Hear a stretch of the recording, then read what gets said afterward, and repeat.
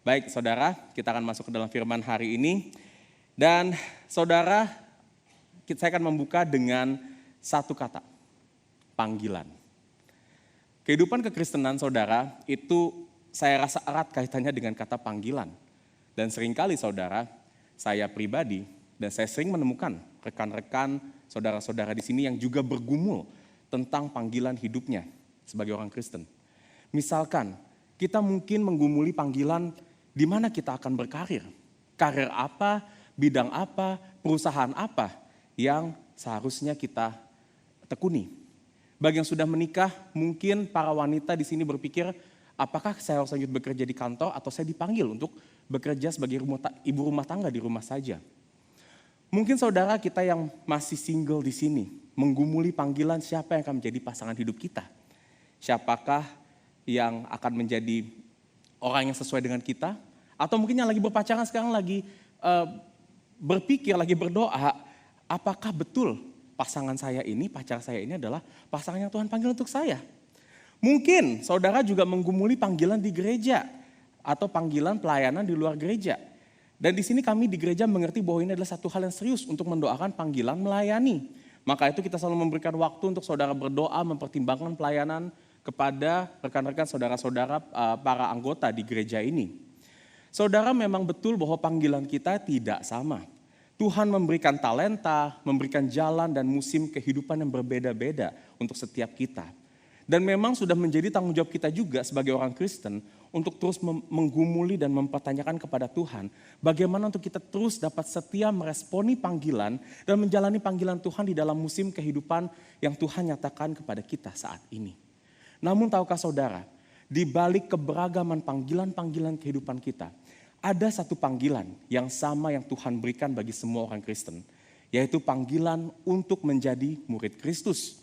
Saudara, panggilan ini bukan hanya tambahan dari panggilan-panggilan hidup lainnya, tetapi ini adalah dasar dari semua panggilan-panggilan yang tadi saya sebutkan yang berbeda-beda dalam hidup kita. Tapi seringkali saudara, kita tidak terlalu memperhatikan panggilan penting sebagai murid Kristus ini seperti kita memperhatikan panggilan-panggilan lainnya.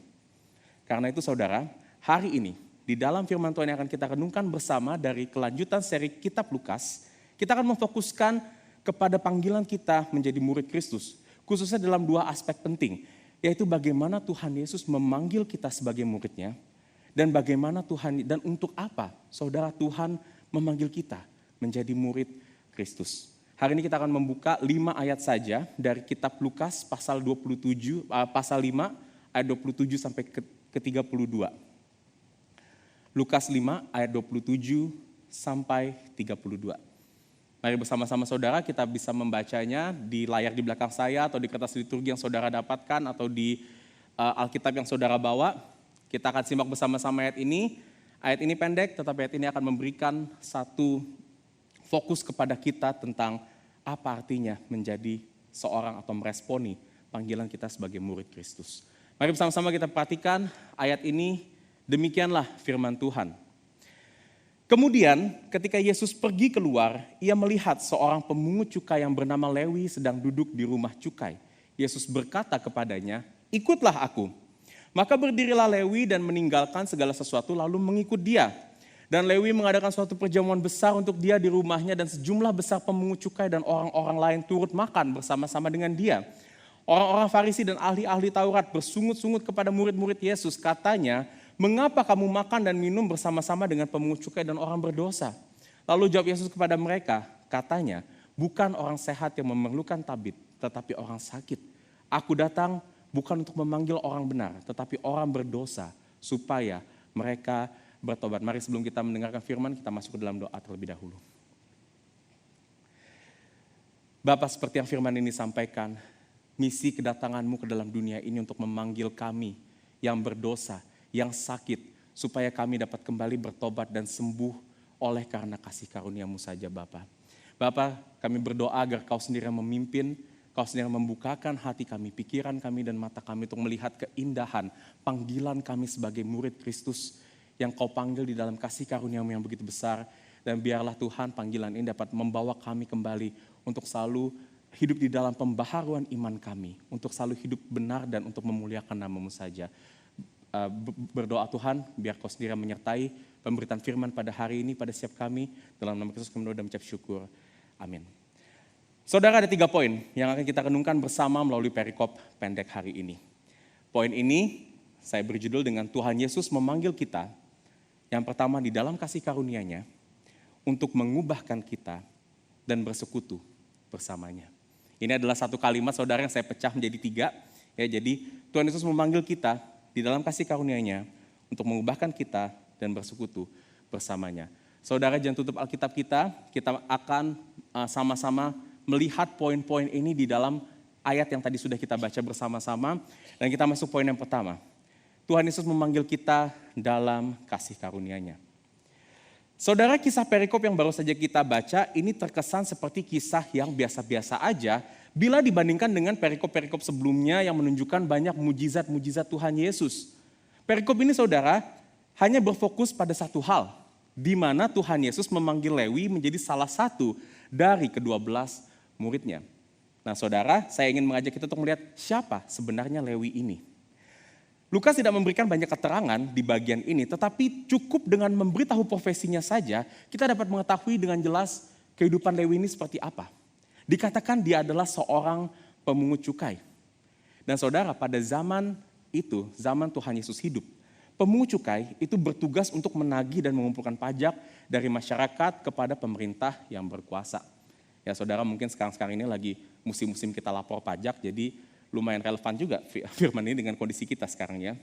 Nah, jadi saudara, pajak ini dikumpulkan kepada pemerintah berkuasa pada saat itu adalah kerajaan Romawi.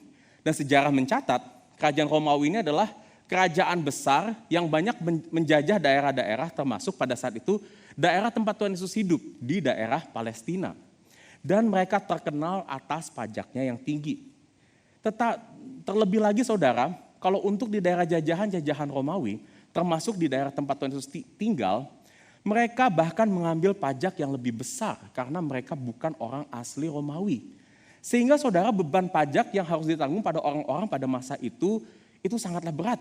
Apalagi kebanyakan orang yang hidup di daerah jajahan Romawi itu termasuk golongan orang-orang miskin. Jadi saudara, orang-orang yang tinggal di daerah jajahan termasuk di tempat Tuhan Yesus tinggal pada saat itu sangat membenci pemerintah Romawi. Dan mereka berharap dapat bebas dari jajahan Romawi. Dan untuk memudahkan saudara, pengumpulan pajak di daerah-daerah jajahan, pemerintah Romawi itu biasanya mengoutsource penduduk-penduduk lokal untuk mengumpulkan pajak. Yang kita sebut sebagai pemungut cukai, salah satunya adalah Lewi ini. Mereka nantinya yang akan menagih, ngumpulin pajak dari masyarakat, dan mereka akan mendapatkan komisi yang cukup besar. Oleh karena itu saudara, meskipun rata-rata pemungut cukai itu adalah orang-orang yang kaya secara finansial, namun masyarakat sangat membenci dan mengucilkan pemungut cukai. Karena mereka itu dianggap sebagai pengkhianat bangsa. Mereka tega mengambil pajak dan komisi yang besar dari orang sebangsanya yang kehidupannya pun susah dan miskin. Bahkan saudara, dalam budaya Yahudi, pemungut cukai itu disejajarkan dengan pencuri ataupun pembunuh. Mereka termasuk orang-orang yang dikucilkan dan ditolak di masyarakat karena mereka dipandang sebagai orang-orang yang dosanya itu besar. Dipandang lebih besar daripada dosa orang-orang pada umumnya. Namun saudara, di balik profil Lewi sang pemungut cukai yang tidak terpuji ini, Tuhan Yesus datang menjumpainya. Bahkan sampai memanggil si Lewi yang berdosa ini menjadi salah satu dari ke-12 muridnya, yang berarti orang ini, orang yang sangat berdosa ini, ada di dalam inner circle-nya Tuhan Yesus. Gimana saudara hal ini bisa terjadi? Apa yang Lewi lakukan sehingga Tuhan Yesus memanggilnya sebagai murid? Saudara, kalau kita lihat dalam kisah ini dikatakan saat Tuhan Yesus melihat Lewi, dikatakan dia sedang duduk di rumah cukai. Artinya pada saat itu Lewi masih tetap melakukan rutinitasnya sebagai pemungut cukai. Mungkin saat itu Tuhan Yesus sedang melihat Lewi lagi menagih pajak ke masyarakat, atau dia lagi menghitung, mencatat pendapatan pajak yang diterimanya. Atau mungkin dia lagi melayani orang yang lagi kesel, marah-marah karena harus bayar pajak yang mahal. Yang berarti saudara, saat Tuhan Yesus melihat Lewi itu dia masih tetap di dalam rutinitasnya yang berdosa. Tidak ada tanda-tanda di sini Lukas mencatat kalau Lewi melakukan hal yang baik, ataupun ada kesadaran Lewi mencari Tuhan Yesus, ataupun kesadaran Lewi untuk bertobat dari dosanya yang telah memungut cukai dan mengkhianati bangsanya. Saudara, Tuhan Yesus datang dan memanggil Lewi saat ia masih berada di dalam keberdosaannya. Bahkan tidak hanya itu, kalau kita lihat di ayat 27 dikatakan bahwa Tuhan Yesus melihat Lewi di rumah cukai. Di mana saudara kalau kita melihat lebih detail lagi kata melihat yang dipakai oleh Lukas di situ dalam bahasa aslinya adalah etheas sasto, yang berarti Yesus itu betul-betul memperhatikan, mengobservasi Lewi lebih daripada orang-orang di sekitarnya. Artinya Tuhan Yesus itu melihat Lewi bukan kayak kita lagi jalan-jalan di mall, lalu tiba-tiba ada melihat barang yang bagus atau orang yang menarik. Tapi Tuhan Yesus betul-betul men-single out Lewi dari orang-orang yang ada di sana. Dan ia memilih, memanggil Lewi sebagai muridnya. Dan saudara, apa yang Tuhan Yesus tunjukkan di sini saat ia memanggil Lewi, inilah yang kita sebut dengan yang namanya kasih karunia. Dan saudara, sama halnya yang terjadi kepada Lewi. Injil menyatakan bahwa Tuhan Yesus pun memanggil kita sebagai murid-muridnya hanya karena kasih karunia-Nya semata kepada kita. Dan saudara, ada dua hal yang saya ingin fokuskan tentang kebenaran Tuhan Yesus memanggil kita dalam kasih karunia ini yang akan kita renungkan bersama-sama. Pertama saudara, kita perlu sadari bahwa Tuhan Yesus memanggil kita bukan karena usaha atau pekerjaan baik kita. Tuhan Yesus tidak memilih kita karena ia telah melihat kehidupan yang baik. Atau seberapa rajinnya, seberapa seriusnya kita sudah beribadah, ikut komsel, melayani di gereja. Bukan juga karena kita telah memberikan banyak bantuan dan beramal kepada orang-orang lain di luar sana. Bukan juga karena kita telah melakukan mungkin perjalanan ziarah ke tempat-tempat tertentu. Tapi saudara, kasih karunia berkata bahwa Tuhan memanggil kita karena inisiatif dan kehendak kerelaannya semata. Dengan kata lain saudara, Tuhan memanggil kita karena Tuhan sendiri dan bukan karena kita. Karena jika tanpa kasih karunia, kita tidak mungkin dapat dipanggil menjadi murid Kristus. Kenapa demikian saudara? Karena pada dasarnya kita tidak ada bedanya dengan Lewi. Kita semua adalah orang-orang yang telah berdosa besar di hadapan Tuhan. Dan meskipun kita beribadah, kita telah melakukan perbuatan baik dan beramal, tapi segala kebaikan, ibadah atau amal yang kita lakukan tidak akan dapat menutupi keberdosaan kita. Sehingga seharusnya yang layak kita terima karena keberdosaan itu bukan panggilan, tetapi hukuman. Maka saudara, kalau hari ini kita dapat mengaku diri kita sebagai murid Kristus, kita dapat mengenal dan beribadah kepada Kristus, dan kita semua dapat mengalami kasih Kristus dalam kehidupan kita. Itu semua kita nikmati karena kasih karunia Tuhan semata. Bukan karena kehebatan atau usaha kita.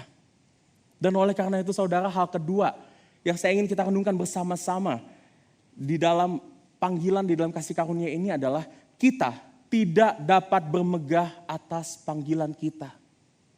Apapun saudara latar belakang kita, latar belakang keluarga kita, apapun profesi kita, apakah kita bekerja di marketplace, seorang ibu rumah tangga, seorang guru, seorang pekerja full time di gereja seperti saya atau Kariza, sebaik atau seburuk apapun kehidupan kita saat ini, baik kita yang hanya berdosa melanggar lalu lintas, sampai kita yang berdosa mungkin kita masih bergumul dengan pornografi, menipu orang lain, mencuri hak milik orang lain.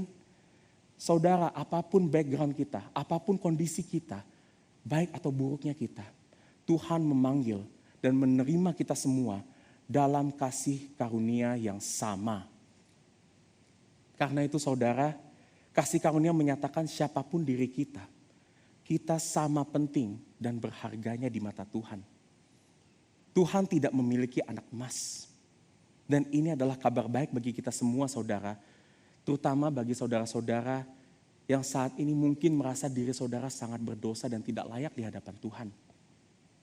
Tuhan telah menerima kita apa adanya di dalam kasih karunia-Nya. Meskipun saudara kita masih bergumul dalam keberdosaan kita saat ini, Tuhan tetap melihat kita sebagai anak Tuhan yang berharga. Dan Tuhan tetap mengasihi saudara. Dan saudara, biar kasih karunia ini juga selalu memberikan kita kerendahan hati. Karena seberapa baiknya hidup kita, kasih karunia berkata kita tidak lebih baik dari orang-orang lainnya. Bahkan kasih karunia Kristus itu adalah satu kekuatan saudara yang mempersatukan segala perbedaan di antara kita. Yang akan memimpin kita untuk mengasihi dan menerima orang-orang yang hidupnya berbeda dari kita. Yang juga ini menjadi kekuatan kita apabila ada orang lain yang bersalah kepada kita. Dan ini menjadi kekuatan untuk kita mengampuni orang-orang yang bersalah kepada kita. kasih karunia yang Tuhan nyatakan kepada Lewi dan kepada kita semuanya, memanggil kita, menerima kita dalam keberdosaan kita, saudara. Dan biarlah dengan ini kita kembali melihat dan merenungkan kasih karunia yang telah memanggil kita sebagai muridnya. Dan kita senantiasa dapat bersyukur karena Kristus sendiri telah melayakkan kita menjadi murid-muridnya, bukan karena kekuatan kita. Dan biarlah hal ini juga mengingatkan kita untuk memiliki kerendahan hati, saudara. Karena kasih karunia menyatakan bahwa kita semua sama berharganya di mata Tuhan, apapun jalan kehidupan kita saat ini. Akan tapi panggilan Kristus ini tidak hanya berhenti sampai di sini, saudara. Kristus memang memanggil kita saat kita masih berdosa, tetapi itu bukan berarti Kristus membiarkan kita untuk tetap hidup dalam keberdosaan kita. Panggilan Kristus juga adalah panggilan yang akan terus mengubahkan kita dari keberdosaan kita. Yang akan kita bahas di poin yang kedua. Tuhan Yesus memanggil kita untuk mengubahkan kita. Saudara, kita lihat kembali apa yang terjadi pada saat Tuhan Yesus memanggil Lewi, dan saya akan lihat di ayat ke-28. Dikatakan di situ setelah Tuhan Yesus memanggil Lewi dan ia berkata, ikutlah aku. Dikatakan maka berdirilah Lewi dan meninggalkan segala sesuatu lalu mengikuti dia atau mengikuti Kristus. Mungkin saudara kita berpikir apakah kalau kita menjadi pengikut Kristus kita harus meninggalkan pekerjaan kita saat ini seperti yang dilakukan oleh Lewi untuk melakukan pekerjaan-pekerjaan yang sifatnya lebih rohani seperti jadi hamba Tuhan, pekerja gereja atau jadi misionaris. Tentu saudara ayat ini tidak berkata demikian. Saudara, kita dipanggil menjadi murid Kristus itu tidak berarti kita harus mengubah profesi kita di marketplace. Tapi kalau kita lihat dari tindakan Lewi di sini saudara, di sini menyatakan kalau sebenarnya Lewi itu meninggalkan rutinitasnya sebagai pemungut cukai yang identik dengan keberdosaannya, seperti yang tadi kita sudah bahas di poin sebelumnya.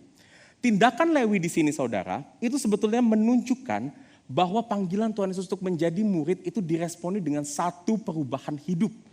Dan dari kehidupan Lewi yang berdosa kepada hidup yang sepenuhnya menjadi milik Kristus. Dan saudara, kalau kita renungkan akan kasih karunia Kristus, seringkali saudara banyak dari kita itu berhenti sampai pada pemikiran bahwa Kristus telah menerima kita apa adanya. Dan kalau kita hanya berhenti sampai sini saja saudara, kita itu berpikir karena Kristus sudah menerima kita apa adanya, jadi kita bisa menjadi diri kita sendiri apa adanya. Jadi apalagi di zaman sekarang saudara, pemikiran-pemikiran seperti ini juga udah didukung oleh pandangan-pandangan postmodernisme yang mendorong kita untuk mengekspresikan diri kita sendiri dengan otentik. Supaya kita dapat hidup mengikuti passion, tujuan, dan keinginan hati kita. Dan kita berpikir karena Tuhan Yesus telah menerima kita, maka Tuhan akan melancarkan segala tujuan, keinginan hati kita, passion kita untuk hidup apa adanya. Sesuai dengan keinginan kita sendiri.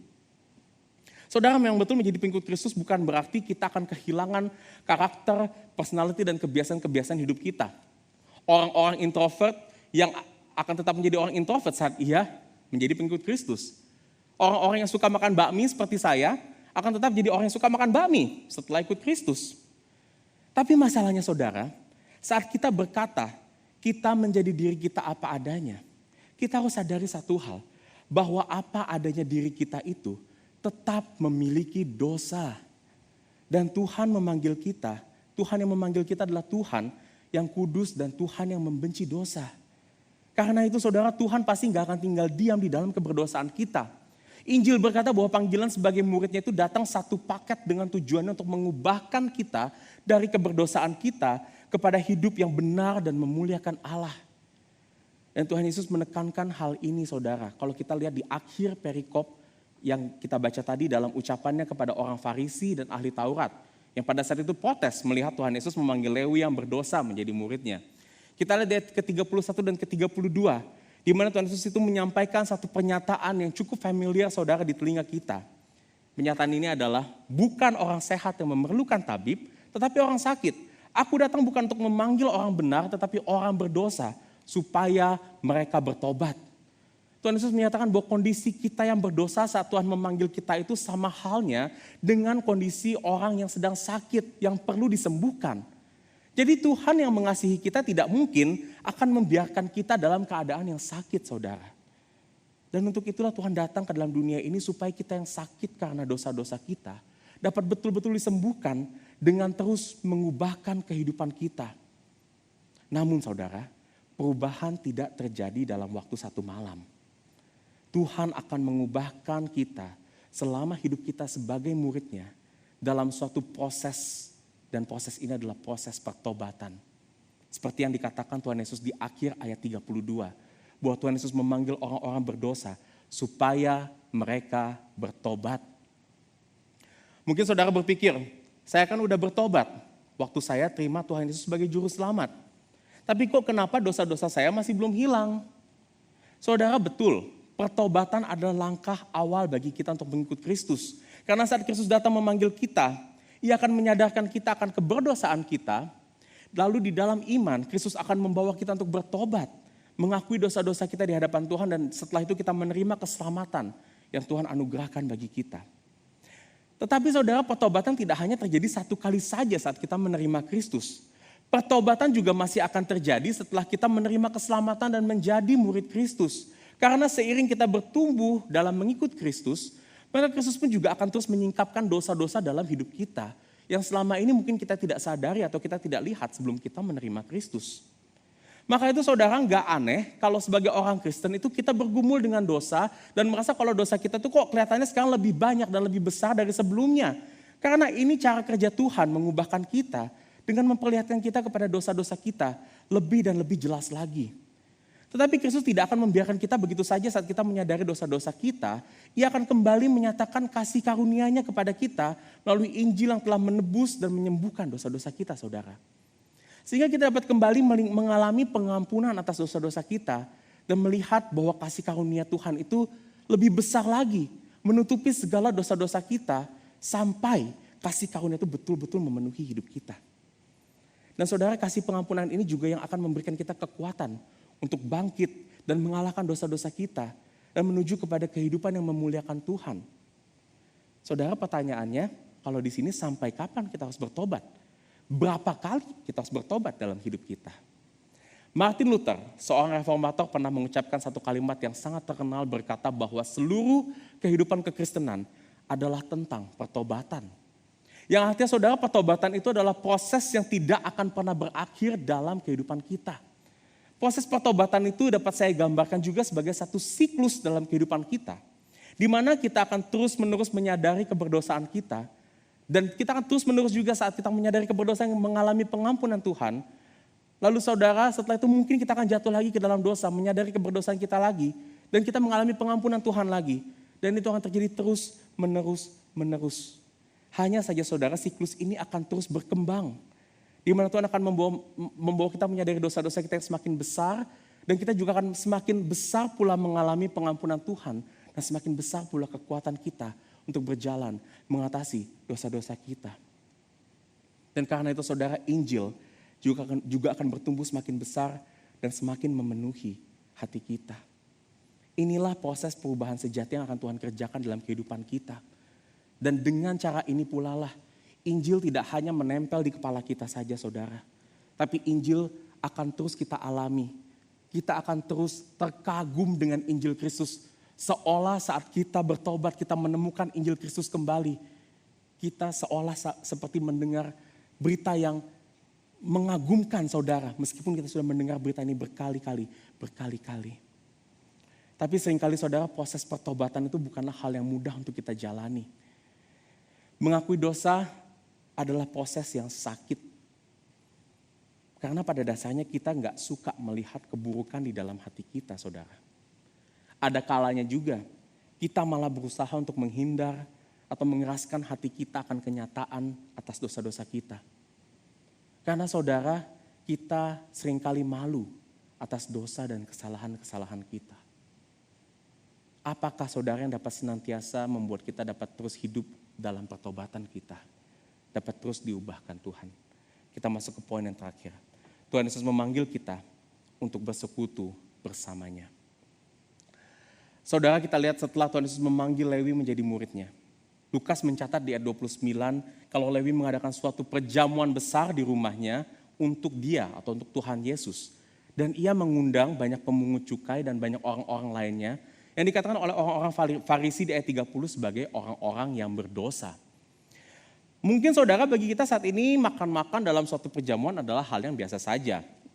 Tapi saudara, dalam tradisi Yahudi pada zaman itu, Perjamuan menunjukkan satu persekutuan di dalam relasi yang intim dengan orang-orang yang makan bersama di satu meja. Dan ternyata saudara, perjamuan makan ini juga sebenarnya merupakan satu tema besar yang Tuhan nyatakan di dalam keseluruhan Alkitab kita.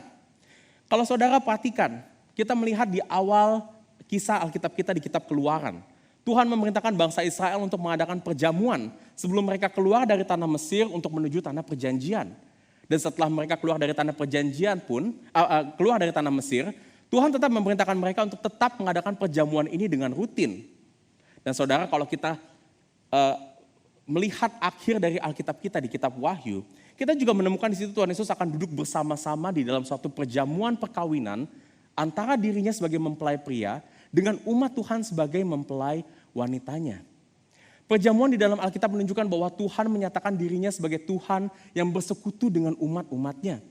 Perjamuan menunjukkan relasi yang intim dan perkenanan Tuhan kepada umat-umatnya, karena untuk inilah saudara, Tuhan menciptakan kita manusia, agar Tuhan dapat bersekutu dengan manusia selama-lamanya. Jadi saudara, perjamuan yang Tuhan adakan dengan bangsa Israel itu mengingatkan kepada bangsa Israel bahwa Tuhan bersekutu dengan mereka sebagai umat pilihan Allah. Begitu pula dengan perjamuan yang akan terjadi saat Tuhan Yesus datang kembali, dikatakan bahwa Tuhan juga akan berkenan bersekutu bersama-sama dengan orang-orang yang ada di sana, yaitu orang-orang kudus yang akan menjadi mempelai wanita Tuhan Yesus. Tapi menariknya saudara, di dalam perjamuan yang terjadi di rumah Lewi ini, Tuhan Yesus ada di dalam perjamuan dengan pemungut cukai yang adalah orang-orang berdosa. Artinya Tuhan Yesus menyatakan bahwa ia juga berkenan untuk bersekutu dengan orang-orang berdosa ini, saudara. Pertanyaannya, bukankah di poin sebelumnya kita bahas kalau Tuhan itu kudus dan ia membenci dosa?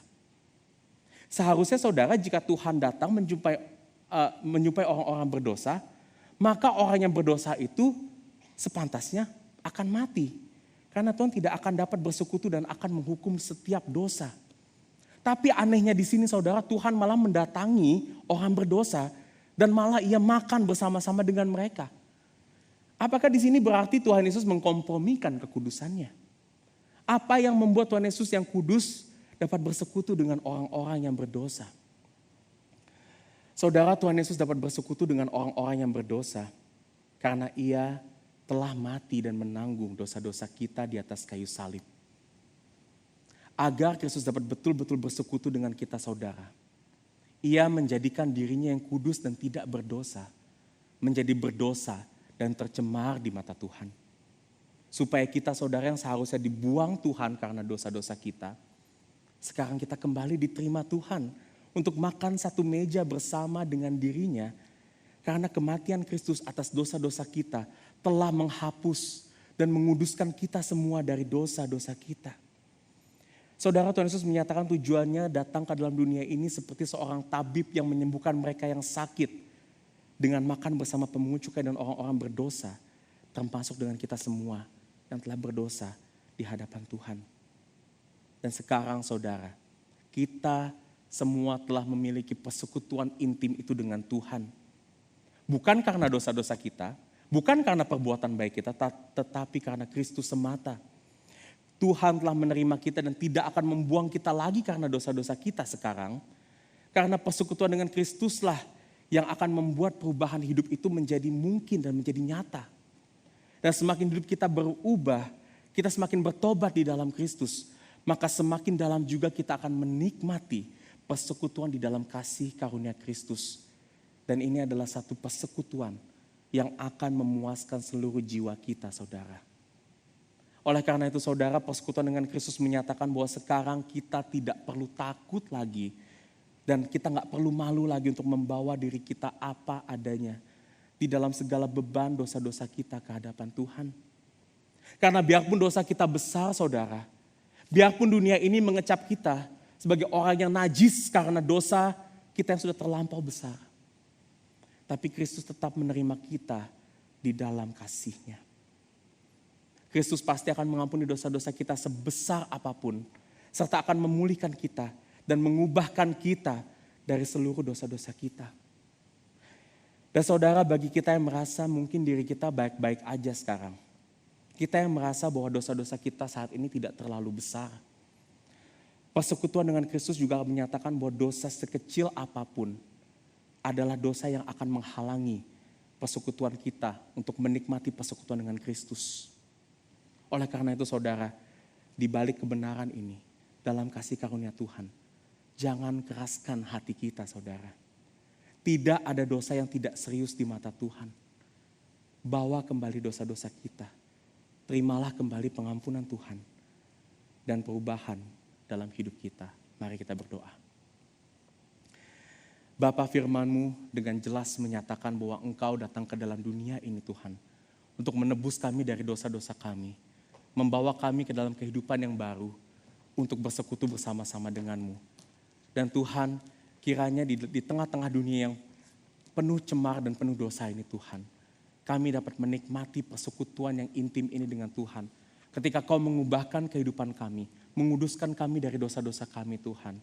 Bapa, biar Injil-Mu juga memberikan kami keberanian untuk datang kepadamu mengakui segala dosa-dosa kami. Untuk datang dengan kami apa adanya Tuhan, ke hadirat-Mu. Karena Kau Allah yang telah menyelesaikan dosa-dosa kami. Dan Kau Allah yang begitu mengasihi kami Tuhan.